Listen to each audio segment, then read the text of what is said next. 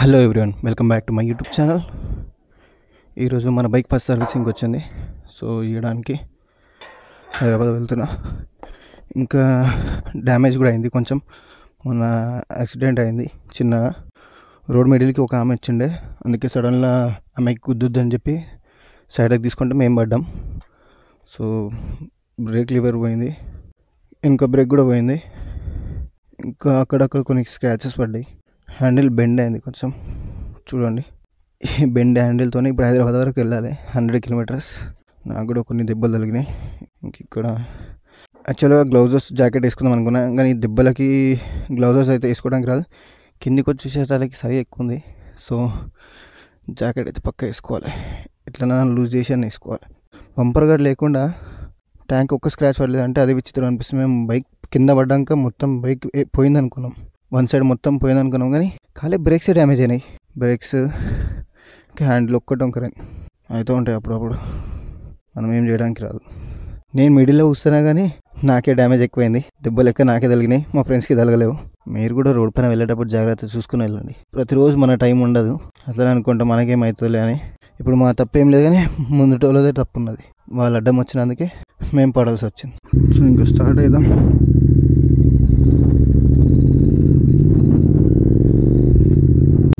చూసారు కదా హ్యాండిల్ ఎట్లుందో, మొత్తం బెండ్ ఉంది. కానీ వన్ సైడ్ అట్లా ఏం గుంజుతలేదు. మా డాడీ వస్తుండు.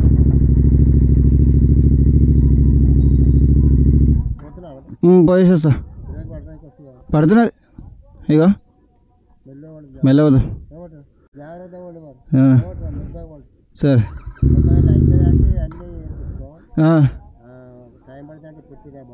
పెట్టేసేస్తా. సరే బాయ్. సరే ఎంత ఫాస్ట్ వచ్చాడు నమ్మ. బండి ఇట్లా నడిపేయాలంటే ఎట్లనో అనిపిస్తుంది. తీసుకున్న 10 డేస్కి ఇట్లా అయిపోయింది. కానీ ఏం చేస్తాం, నజర్ పోయింది అనుకోవాలి అందరిది.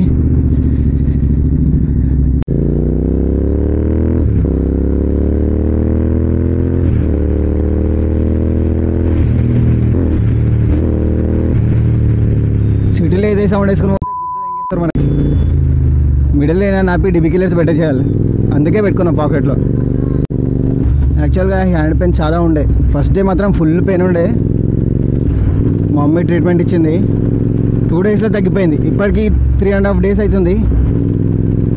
అసలు అంత పెయిన్ లేదు. నిన్న మొన్నటి వరకు అయితే ఫుల్ స్వెల్లింగ్ ఉండే లాస్ట్ 2 ఫింగర్స్. ఎంతైనా మమ్మీ ట్రీట్మెంట్ అట్లా ఉంటుంది. ఇంకో ఇంజక్షన్ ఇస్తాను, అది ఇంజక్షన్ ఇస్తే ఇంకా పెయిన్ తొందరగా రిలీఫ్ అయితే బెటర్ అంటే నేనే ఇంజక్షన్ వద్దన్నా.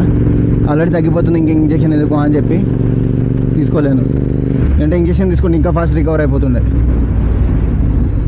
ఇంకా నయం, మనకి పెద్ద ఏం కాలేదు కాబట్టి ఏమనిపిస్తలేదు.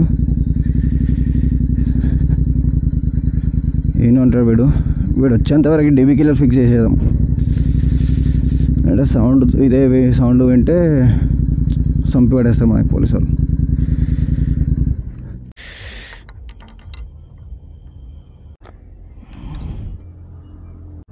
అరే షట్, ఈ డివికిల్ మళ్ళీ తీయాలంటే వాసిపోతుంది. ఇది ఫిక్స్ కరెక్ట్ లేదు, ఇది ఒక బాధ ఉన్నది. ఒక సైడ్ వస్తుందా రాదా. ఇప్పుడు తీయాలంటే పెద్ద పరిశ్రమ ఉంది. అబ్బా టాస్క్ ఉంది కదా, ఇది వస్తలేదు ఇప్పుడు. ఓకేనన్నా గెలికినా, ఇదైతే ఈజీ వచ్చేస్తుంది. కానీ ఇదే మళ్ళీ సైలెన్సర్ ఇప్పాల్సి వస్తుంది. ఇప్పాలంటే ఇప్పుడు టాస్క్ మనతో ముందుకే పెయిన్ ఉంది, ఫిట్ చేయడానికి రాదు.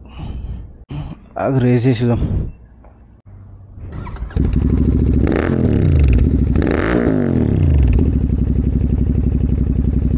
బా వస్తలేదు కదా ఇది. ఆ డీబీ కిల్లర్ అయితే తీయడానికి వస్తలేదు, ప్రాబ్లం అవుతుంది. బండి హీట్ అయింది కదా, సైలెన్సర్ కూడా కొంచెం వేడిగా అయింది, అందుకే దాంట్లోనే ఇరుకున్నది. సో డీబీ కిల్లర్ తీయడానికి కష్టమైంది. అతన్ని నడిపిస్తున్నాం, ఏమైనా పడిపోతే తీసేస్తా. చలి మాత్రం మస్తు పెడుతుంది. ఇక గ్లౌజెస్ వేసుకొని ఆప్షన్ లేదు కాబట్టి ఇట్లా నడపాల్సి వస్తుంది. సౌండ్ కూడా డిఫరెంట్ వస్తుంది, అది కరెక్ట్ ఫిట్ కాలేందుకు బైక్ సౌండ్ డిఫరెంట్ వస్తున్నది. సో అది ఎంత అవుతుంది టైం, 5 to 8. ఇంకా 2 hours వెళ్ళిపోవాలి అడిగి. మిడిల్ టిఫిన్ చేయాలి. ఫాగ్ చూడండి, ఫుల్ ఉన్నది ఫాగ్. మార్నింగ్ ఇంకెక్కువ ఉండే, ఇప్పుడు టైం 8 అవుతుంది కాబట్టి కొంచెం తగ్గిపోయింది. నేను అదే మార్నింగ్ 7 o'clock అట్లా స్టార్ట్ అయితే అప్పుడు ఫాగ్ ఇంకా ఫుల్గా అనిపిస్తుండే. మా ఇంటి దగ్గరనే ఫుల్ ఉండే అంటే ఇక్కడ బయట ఇంకా ఫుల్ ఉండదా? బ్రేక్స్ టెస్ట్ చేయాలి ఒకసారి, పడుతున్నాయా లేవా అని. పడుతున్నాయి. ఎట్లా ఇంకొక 8,000 వేస్తాడు, వెనక బ్రేక్ ఇంకో 2,000 వేస్తాడు, ఈ హ్యాండిల్ రిపేర్ చేయడానికి ఇంకెంత తీసుకుంటాడు వాడు. ఈజీగా 10,000 దాటుతుంది బిల్. ఫస్ట్ సర్వీసింగ్ బిల్ ఎంత ఇస్తాడో. ఈ బ్రేక్కి 8,000 పెట్టాలంటే బాధ అనిపిస్తుంది నాకు. ఈ రాయల్ ఎన్ఫీల్డ్ బండ్లే ఇట్లున్నాయి, 8,000 పెట్టాలి బ్రేక్ లీవర్కి అని చెప్పి. ఆ బ్రేక్ ప్యాడ్స్ కూడా 2,700 ఉన్నాయి. నా పాత కేటీఎం బ్రేక్ ప్యాడ్స్ అయితే 400కి వస్తుండే, అది కూడా షోరూమ్ బ్రేక్ ప్యాడ్స్. ఇప్పుడు మెటిఆర్ ఉంది, Meteor brake pads 350, 650 same size ఉంటాయి, సేమ్ ఉంటాయి. కానీ మెటిఆర్ 350, 600. అదే మెటిఆర్ 650 అయితే 2,400, ఎందుకంటే 650cc కాబట్టి. అంతే. మళ్ళీ ఏంటంటే రాయల్ ఎన్ఫీల్డ్ ఏం లేదు పెద్ద డిఫరెన్స్. ఒకటే తెలుసు మనకి. 830 ముంగట ఫేమస్ టీ పాయింట్ అని ఉంటుంది, దాని ఆపోజిటే బెస్ట్ టీ పాయింట్ అని ఉంటుంది. అక్కడ మనం టీ అండ్ టిఫిన్ చేసేస్తే అయిపోతుంది. యాక్చువల్గా ఫేమస్ టీ పాయింట్ ఫేమస్ అసలు అవతల సైడ్ ఉంటుంది, కాకపోతే అటు సైడ్ ముంబై, పూణే, గోవా వెళ్ళే వాళ్ళందరికీ తెలుసు ఆ ఫేమస్ టీ పాయింట్. టీ అంత మంచిగా ఉంటుంది ఆడ. సరస్పేట్ దాటంగానే ఉంటుంది. అటు నుంచి అంటే హైదరాబాద్ నుంచి వచ్చేటప్పుడు అంటే సంగారెడ్డి దాటంగానే ఉంటుంది. సంగారెడ్డి టు సరస్పేట్ మిడిల్లో ఉంటుంది ఫేమస్ టీ పాయింట్. బండి మంచిగా దొరుకుతుంది, కానీ బాధ ఏంటంటే హ్యాండిల్, బ్రేక్స్ కూడా కొంచెం మంచిగా పడుతున్నాయి. బట్ హ్యాండిల్ ఒక్కటే కొంచెం ఇబ్బంది అనిపిస్తుంది, ఆడ్ పొజిషన్ అనిపిస్తుంది నాకు. అది ఫేమస్ టీ పాయింట్. ఉండని ఈయన ఇదే బెస్ట్ టీ పాయింట్. ఇప్పుడు టీ అండ్ టిఫిన్ చేసేస్తే అయిపోతుంది.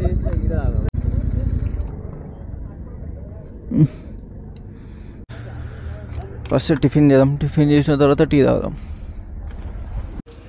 ఎంత సార్ సాయి? ఓకే. టిఫిన్ అయితే అయిపోయింది. టైం ఉపాపా 9 అవుతుంది, 5 to 9, 1 hour అయింది స్టార్ట్ అయ్యి. ఇప్పుడు నాన్ స్టాప్ కొట్టేసేయాలి ఇంకా. అంకుల్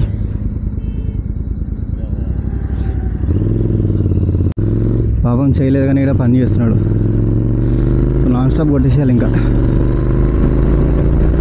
55 kilometers ఉంది కొండాపూర్. ఇంకా పటంచెర్లో ఉన్నాం మనం. బాగానే కవర్ చేసినాం 25 minutesలో పటంచెర్ వరకు. దాటినాక ట్రాఫిక్ ఉంటుంది, చూడాలి. పటంచెర్ దాటినాక ముంగట ఎవడన్నా పోలీసు వాడు ఆపినాకో పెద్ద బిస్కెట్ అవుతుంది మనకి. చూసుకొని పోవాలి. ఇక్కడ బస్ స్టాప్ దగ్గర ఉంటారు పోలీసు వాళ్ళు. బస్ స్టాప్ ఆపోజిట్లో పోలీస్ స్టేషన్ ఉంది. పట్టే ఛాన్స్. నువ్వేందమ్మా మధ్యలో ఉంటుంది రోడ్ పైన. నీ అమ్మా ఇక్కడ సోయి ఉన్నదేమో వీళ్ళకి. మళ్ళీ వెనక పోతుందారా? ఏం కోడి దిమాగ్ గళ్ళు ఉన్నారు వీళ్ళు. ఇట్లా అడ్డం వచ్చే మొన్న గుద్దినాం మేము. సేమ్ అటు సైడ్ చూస్తుంది కానీ ఇటు సైడ్ చూస్తలేదు. సేమ్ మొన్న ఇదే సిచ్యువేషన్ మాకు. రోడ్ మిడిల్ వరకు వచ్చేసింది కాబట్టి మేము కట్టు కొడదాం అనేసరికి అక్కడ గ్యాప్ లేకుండే. అయినా అప్పటికి లాస్ట్కి ట్రై చేసినాం. ఆమెకి హ్యాండిల్ తల్లి కింద పడ్డాం. ఇంకా ఎందుకు వస్తారేమో రోడ్ల పైకి నడుచుకుంటా చూడకుండా. వాళ్ళ వల్ల మనం నష్టం. చాలా తొందరగా అవుతుంది ఫ్లైఓవర్ వర్క్. ఇది బేచల్ ఫ్లైఓవర్. ఎంత ఖాళీ ఉంది, అసలు ట్రాఫికే లేదు. నేను ఇప్పటికీ టైంకి ఇక్కడ ఫుల్ ట్రాఫిక్ ఉంటుండే బీచ్ దగ్గర. మొత్తం గలీజ్ ఉన్నాయి వాటర్. బండి మొత్తం ఖరాబ్ అవుతుంది. చీ అరే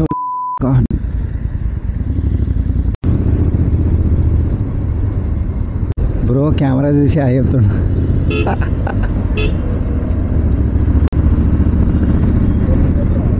బ్రో వీడియో చూసి ఒరే విని అమ్మ అసలు ట్రాఫిక్ లేదు. మొత్తం సంక్రాంతి ఎఫెక్ట్. ఆంధ్రాలో లేకపోతే మన హైదరాబాద్ చూడండి ఎంత ఖాళీ ఉంది, ప్రశాంతంగా ఉన్నది. ఇంకా హాలిడేస్ అయిపోలేనట్లు వాళ్ళకి. సిగ్నల్ పడింది, సిగ్నల్ ఓపెన్ ఉంది, జల్దీ వెళ్ళిపోతాయి. పద పద పద పద ఇంకా 25 సెకండ్స్ వెళ్ళిపోతాంలే. నార్మల్గా ఈ సిగ్నల్ దగ్గర ఫుల్ ట్రాఫిక్ ఉంటుండే, ఇప్పుడు చూడండి ఖాళీ ఉందంతా. లేదంటే వాడే వరకు నిల్చోవాల్సి వస్తుండే. జరుగుంటారా టైం అయిపోతుంది. చుర్రిస్తురా మొత్తం. మరే రే ఆగురా. ర్యాపింగ్ చేయించిండా లేదంటే కలర్ ఎట్లుందా?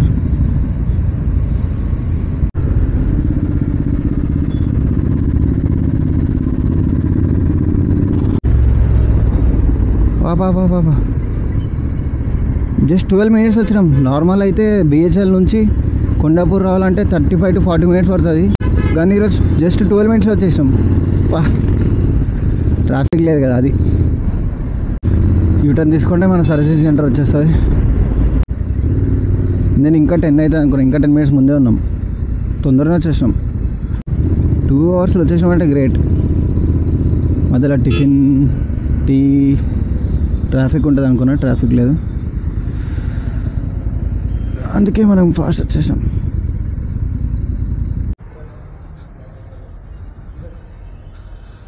భాస్కర్ జగదీష్ అంటే ఒకటి ఇన్సూరెన్స్ క్లెయిమ్ చేసేది ఉంది, అట్లా ఇన్సూరెన్స్ క్లెయిమ్ చేసేది ఉంది. ఇంటర్సెప్టర్ ఇలా ఓవరాక్షన్ ఒకటి. బండి తీసుకున్నంత వరకు మంచిగా ఉంటారు, బండి తీసుకున్నాక ఇట్లా మొత్తం బరి చేస్తారు కొడుకులు. వాడు ఎట్లా ఓవరాక్షన్ తీసుకుంటూ మాట్లాడుతున్నా. ఇన్సూరెన్స్ క్లెయిమ్ కావడానికి కొన్ని డాక్యుమెంట్స్ తీసుకురమ్మన్నాడు, ప్రింట్అవుట్. సో ప్రింట్అవుట్ తీసుకొచ్చి సబ్మిట్ చేసేసిన. సో ఇన్సూరెన్స్ అప్రూవ్ కావడానికి 3 to 4 days అవుతుంది అన్నాడు. ఇన్వెస్టిగేషన్ అయినాక అప్రూవల్ వస్తుంది అని చెప్పాడు. అప్రూవల్ అయినాక పార్ట్స్ రావడానికి 10 days పడుతుంది అన్నాడు. వచ్చినాక 3 days రిపేరింగ్ అన్నాడు. మొత్తం టోటల్ 20 to 25 days అన్నాడు. ఇంకా సర్వీసింగ్ కాస్ట్ వచ్చేసి అప్రాక్స్ 3,000 అవుతుంది అన్నాడు. Oil change, brake pads clean చేస్తున్నాడు. ఇంకా మళ్ళీ సర్వీసింగ్కి 1 day ఎక్స్ట్రా అవుతుంది మనకి. ఇంకా మేము బండి అక్కడనే పెట్టేసి రిటర్న్ అవుదామని బయటకు వచ్చేసాం. అమ్మ 1 month పడుతుంది అంటున్నారు ఇన్సూరెన్స్ క్లెయిమ్ చేస్తే. 1 month అంటే కష్టం అవుతుంది. బండి తీసుకున్నది ఏందో కానీ మళ్ళీ 1 month వెయిట్ చేస్తాం ఇన్సూరెన్స్ కోసం. చూడాలి, యాజ్ సూన్ యాజ్ పాసిబుల్ చేపియాలి. ఇంకా మేము ర్యాపిడో బుక్ చేసుకొని రిటర్న్ అయినాం. సో వీడియో నచ్చినట్లయితే do like, share and subscribe.